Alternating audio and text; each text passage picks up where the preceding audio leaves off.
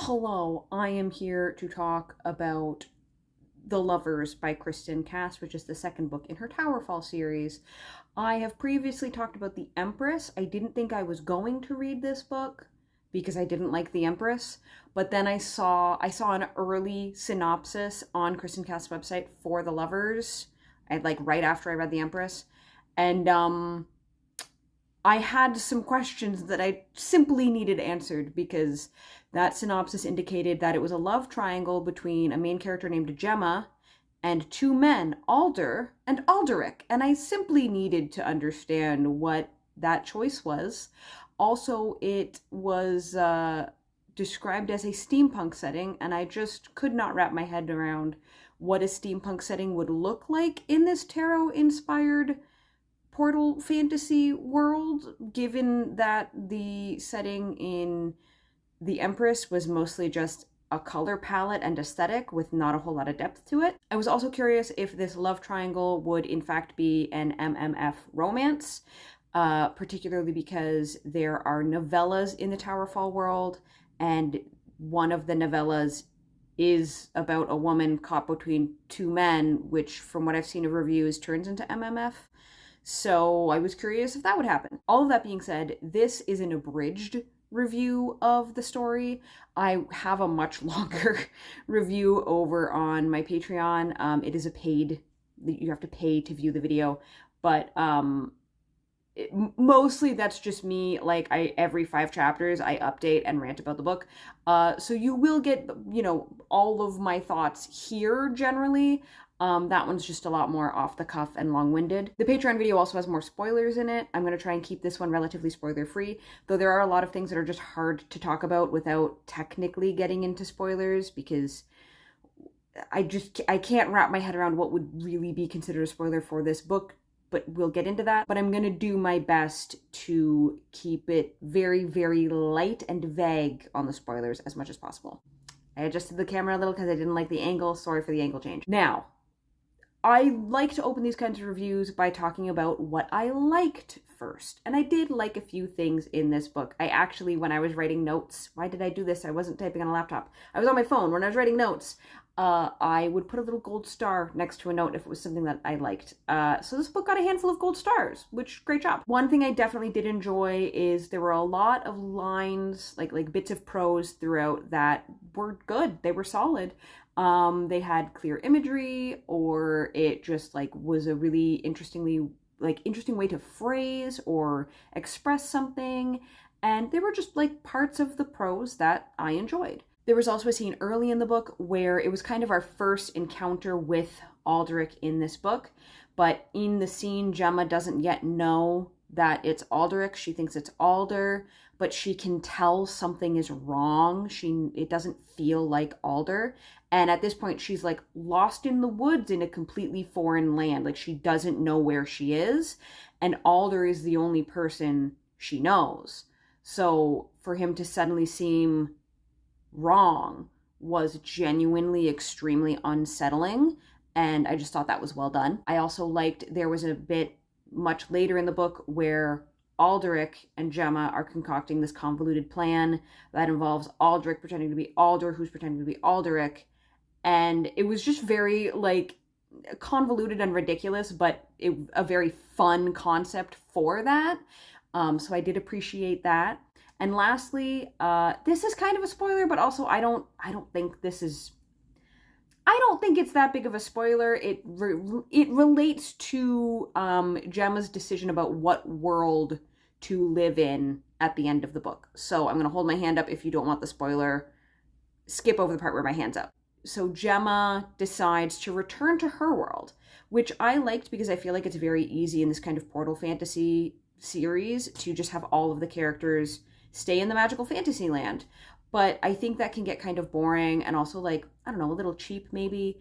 And in Gemma's case in particular, it made sense for her to want to go home because she does actually have friends there. She does have people she cares about and would want to return to.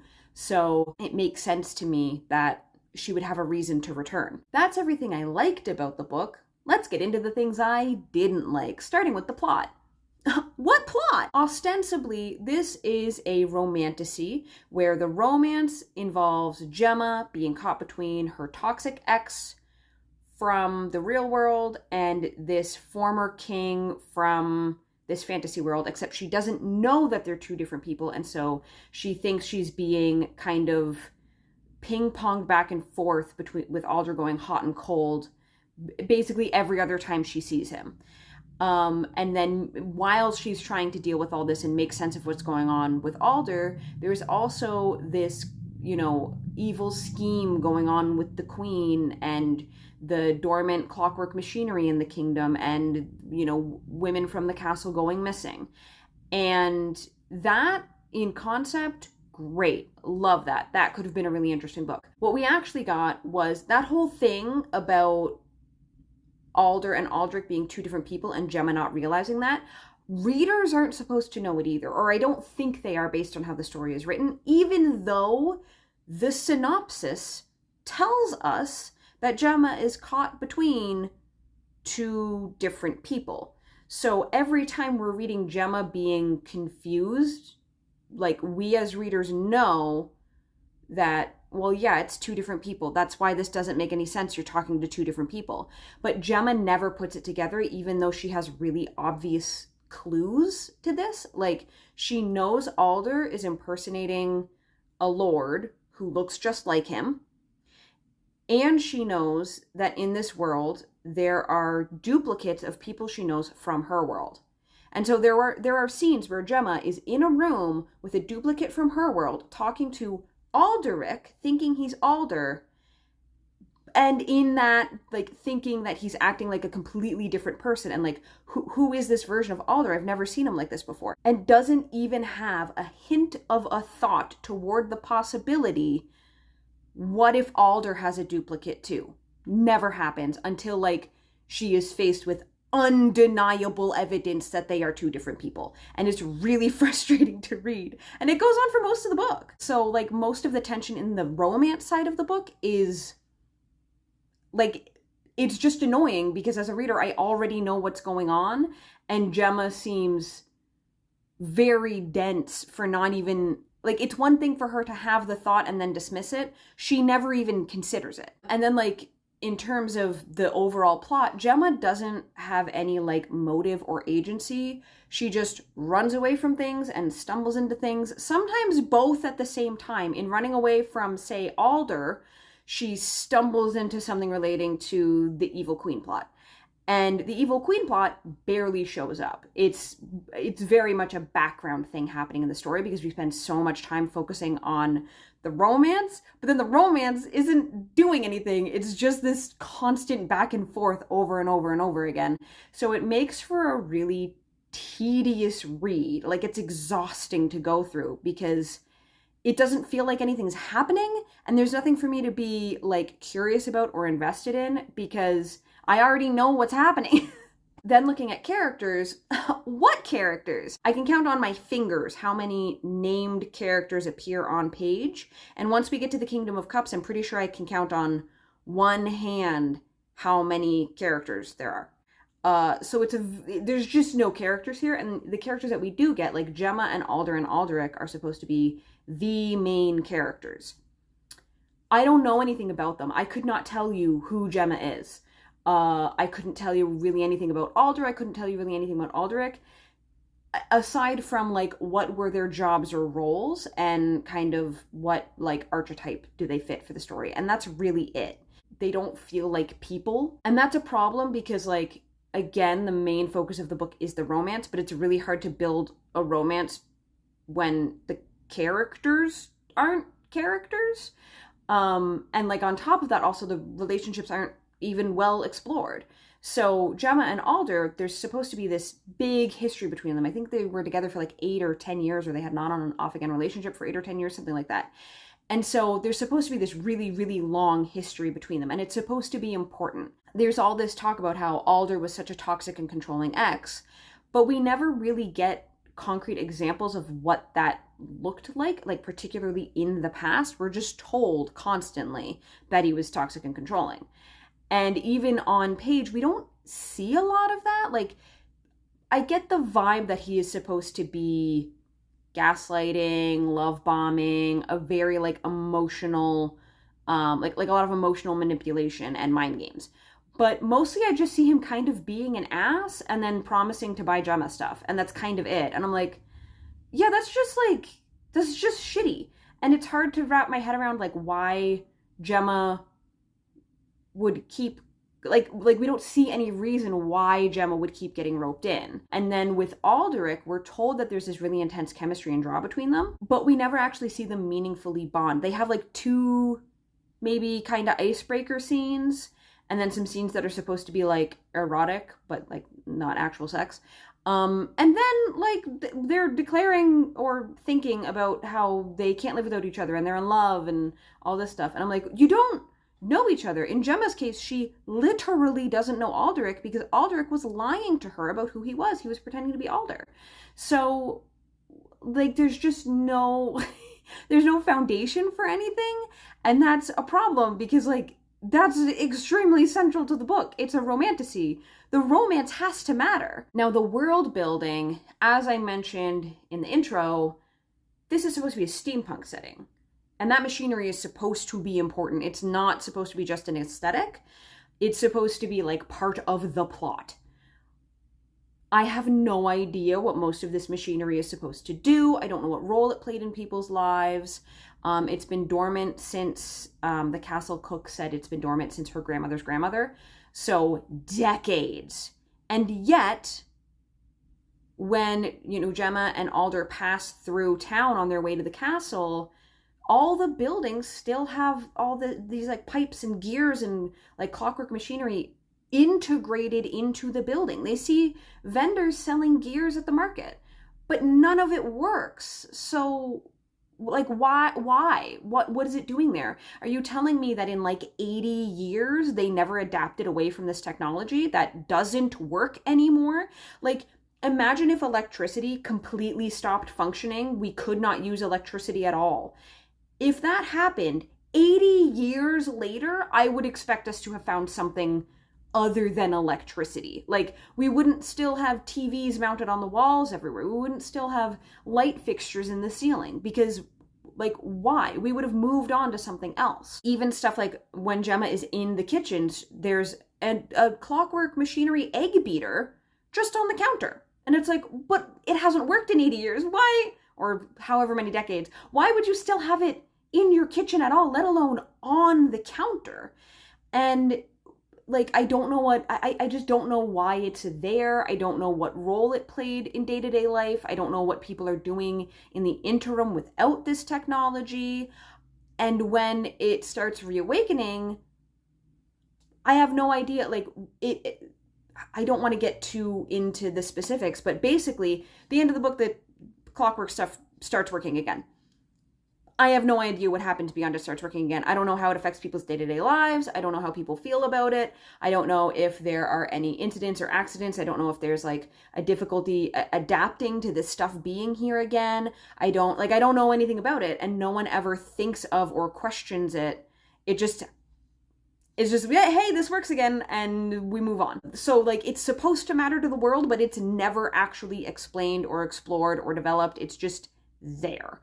And that's how a lot of the world building is. Like, again, the aesthetic is mostly just a palette. And the magic is also, like, super not well explored, which is a problem because, as far as I understand, the clockwork machinery is tied to the magic because none of it works until things happen in relating to the magic. But if that's the case, then why is the queen's using magic? So, if the magic doesn't work, and like some of the magic she's using in context of a ritual. And I'm like, okay, that's like a really specific context. Maybe magic only works in ritual and that's why it's not working for the machinery. But then there's a scene where she uses it just like very casually, completely outside of ritual. And if that's the case, then like, I don't understand. Similar, again, to the Empress, tarot is very much just a vibe, an aesthetic. It doesn't actually really matter to the story aside from there being a MacGuffin that is a tarot card, which is how Gemma and Alder end up in this other world. There's some effort made towards integrating it more. Like there's more references to the meaning of the Lover's card, but it would not be very difficult to remove that from the text, and like the story wouldn't really change. So the tarot aspect is still very much just like a gimmick. It doesn't actually matter that much, which is really disappointing because I like tarot. I actually got a tarot deck and I've started doing tarot. So like to see it just be so tangential to the story when it's so huge in the marketing continues to be very frustrating. I alluded to this earlier, but there's no characters in this book. Like the Kingdom of Cups, I have no idea what the people or culture of this world are like, even though we spend the vast majority of the book in that setting, because there aren't any characters to convey that. I can tell you every named person in the Kingdom of Cups who we actually see on page. Queen Delphara, a maid named Sylvie, a maid named Clara, a cook named Bernice, and King Victor. That's it. Five. Now, there are lots of other people around, but it's nameless maids, nameless servants, a nameless masked guard, various nameless nobles, and that's it. And it makes for a really empty, hollow feeling world because your world does not live and breathe if there aren't people in it. Now, in terms of the writing, I know at the, very early, I talked about how I liked some of the writing. And that is true, but even the writing I liked in isolation from the rest of the text. A lot of it suffered from how this book is written overall, because this book has a huge problem with repetition. I'm talking word choice. There's some words that are used upwards of 70 times over the course of a 320 page book, by my e-copy anyway. And a lot of words are used 30 times or more. And it makes the book feel kind of exhausting because it's just the same thing over and over and over and over again. But not even just on a word choice level, it's also the sentence structure and like the kinds of phrasings used, as well as certain literary devices being used over and over and over again. This book uses so much antithesis and parallelism, and like those are literary devices I love. I love antithesis and, if I could pronounce it, antithesis and parallelism. I think they're great. But they're great when they're used to a specific effect, which means you can't use it on every page. And it is used constantly in this book, which just makes it feel tiring rather than impactful. This also means that every scene sounds the same, every setting sounds the same. It's all one note, and that also makes the book feel really exhausting to read because there's no ups and downs, there's no variation. It's all just here the whole time. Another issue this book had, which the Empress also had a lot of repetition, but not as bad as this does. But another issue this book has is the smut. First of all, this is marketed as a high heat book. There's 2 smut scenes in this book, one in chapter 4 and one in chapter 28, and that's it. But the smut scenes feel very much by rote. I would call this a paint by numbers sex scene because it feels like, here's your go-to phrases for a smut scene, and let's just put them together in an order, and there's your scene. The only thing that sets it apart from other books, like you could name swap this scene and I wouldn't question putting it in another book. It wouldn't feel out of place. The only thing that makes it stand out is the gimmick. In the first book, the gimmick was constantly calling Hannah good girl and baby's first bondage. This book, the gimmick is food. To a detrimental effect. Not only because we'll be getting into a sex scene and they will stop doing whatever they're doing to sensually feed each other, but also because the things they do with food, you should not do with food, that's a yeast infection. And that's as much detail as I'm going to go in this review. So that the smut is not good. And then the last category I want to talk about is just a general other, mainly pertaining to representation. This book has a lot of, first we need to address, part of the plot of this book relates to women rising to power and women reclaiming their power and fighting against oppression, which is great. Love it. Or in theory, I love it. In practice, there's lots of casual sexism from Gemma. There's casual sex shaming from Gemma. towards other women. Gemma just generally doesn't seem to care about other women. Like, when she's interacting with other women in the book, she never asks their names, wonders about their life, asks, in the context of the cruelty and oppression she witnesses, she's never like, hey, how are you doing? How are you dealing with this? Can I help? She just kind of observes it and goes, oh, that sucks, and moves on. I mentioned earlier that this book is mostly just like nameless groups, like noblewomen, maids, etc., etc., etc. And that is especially true of the women who are trying to like rise up. We have a whole scene of these women talking together. We don't learn any of their names. We never learn their names. Gemma never asks. They never introduce themselves. They don't matter enough to have names, which in the context of a scene that is supposed to be about women owning their power and rising up, shouldn't the women have names? And then lastly, this relates to, like, I've commented a little bit about kind of mismarketing in this book, like it being marketed as high heat. It's not high heat. It being marketed as a tarot-based fantasy series. The tarot barely matters. It's also marketed as having a plus-size protagonist. I would not be surprised if someone just like happened to see this book at a bookstore, picked it up, read it, and was never realized that Gemma was supposed to be plus size, because it's not really described. The most we get towards that is right at the beginning of the book. Gemma is trying to get on a dress. It doesn't fit, but like she can get it up, but she can't zip it. And she has a moment where she feels a little self-conscious. But when we get more context for that scene, that's not her dress. That was a dress that was tailored to fit her friend. Her friend, who is described as petite and willowy, meaning like real skinny. So if Gemma can get the dress on but not zip it, that means she's probably only a size or two bigger than her friend, which just more reads that Gemma is average size trying to put on her very, very skinny friend's dress.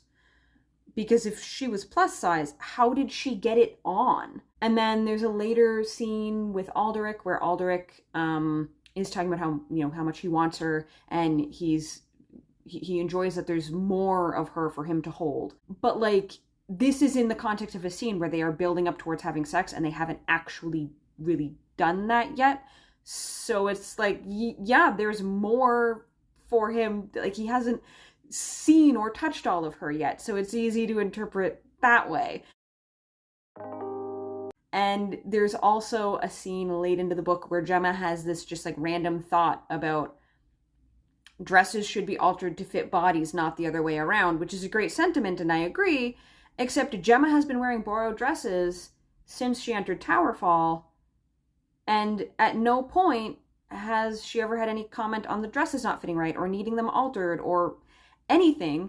So it's just a random lip service moment that otherwise wasn't shown, because I was giving a pass to her, like, oh, of course the maid dress conveniently fits her, even though this is a world where dresses would be tailored to the individual, so how does it fit her exact dimensions? Like, I was giving a pass to that because it's like, whatever, like, it's just not supposed to be that important, it's just a small detail. But then the book makes a point of highlighting the idea of altering clothes to fit. So the fact that she didn't have to alter her clothes earlier actually becomes a problem, and just makes it more clear that the book isn't actually making any effort to show Gemma as plus size. And this is confounded by the fact that Gemma isn't described. I can tell you everything that I know about Gemma. Her hair is blonde, it's wavy, and she has a round chin. That's it. She's the main character, and that's all I know about what she looks like. Her actual figure, her size, her shape, never described. Even in a sex scene, I don't know what she looks like. And you would think that that would be like a book that is supposed to be about a plus-size protagonist who is empowered and she's beautiful and she's strong. You would think that if that is the goal of the book, then you would make a point to describe her bigger body in neutral, if not flattering tones. So why isn't she described? And it's just like this ongoing problem with the series so far. I've only read 2 books, but it's a 4-book series, so that's 50% of the series. But so far, there's an ongoing problem of the books just being mismarketed. They're marketed for what seems like it will sell, not for what's actually in the book. And it also feels like when I'm reflecting on the book, it feels like the book wasn't entirely sure what it wanted to be, or like an effort was not given to fully commit to any of the like tropes or commentary that it was supposed to be exploring. And part of that, I think, is it feels like these books are being rushed out, particularly because the next book is coming out in May and this book came out in February. So it's a really, really tight timeline for publication. But there's just a general sense of like, nothing is fleshed out or expanded, and we instead spend most of the book just doing the same thing over and over and over and over. Gemma has a scene with Alder. He's an asshole. She has a scene with Aldrich. She thinks it's Alder. He's so nice. Who is this nice version of Aldrich? Maybe the relationship can be saved. Then she has a scene with Alder and he's an asshole again. And oh no, I'll never trust him again. And then she has a scene with Aldrich and he's nice. And it's just this over and over and over. And it doesn't feel like the book is actually trying to showcase what gaslighting and emotional abuse feel like. It doesn't feel like the book is actually trying to explore anything about her relationship with Aldrich. They never really bond. It doesn't feel like the book really actually cares about exploring women and, you know, solidarity among women and women rising to power and anything like that. It doesn't feel like the book actually cares about exploring a steampunk setting. It doesn't feel like the book actually cares about exploring a tarot-based fantasy world. It's all just like, okay, here's some parts, I put them together, pad out the word count, pad it, okay, we're done, book's out. And that's really frustrating because, you know, there's good ideas in here. I think the concept, the framework of the story could be really good, and some of the prose is good. So I know that there is a capacity to write a good book on both a concept level and a prose level, but there just isn't enough being done in either of those areas for the book to work. And so unfortunately, this just didn't work. It's just not a good book. I gave it a 1 star. Well, I gave it a 1 star on Goodreads. I think on Storygraph, I gave it like a 0.5 or something. But yeah, it's frustrating because I can think of so many different things you could do with the framework that we have for this story that would make it a lot stronger, but it just wasn't done. And now it's published and it can't be done. So anyway, those are my thoughts on The Lovers by Kristin Cast. If you liked this video, please give it a like. Consider subscribing if you want to see more of my videos. I got cut off right as I'm finishing the video. Rude. If you liked the video and you've made it to the end, please comment a strawberry emoji down below for reasons. And thank you so much for watching. Check out my Patreon. It's in the description below. And I will see you in my next video. Bye!